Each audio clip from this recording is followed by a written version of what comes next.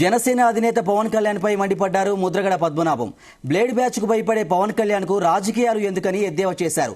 తామంతా ప్రజల్లో స్వేచ్ఛగా తిరుగుతుంటే పవన్ కళ్యాణ్ మాత్రం పిరిగితనంతో బౌన్సర్లను ఏర్పాటు చేసుకున్నారని విమర్శించారు. చంద్రబాబు ఒక్క పథకం ద్వారా కూడా పేదలకు అన్నం పెట్టలేదన్నారు ముద్రగడ. బౌన్సర్లు పెట్టుకున్నారు సార్. ఒక బౌన్సర్కి 50,000 రూపాయలు జీతాలు సార్. అయ్యా 3 షిఫ్ట్ సార్, 8 hours షిఫ్ట్.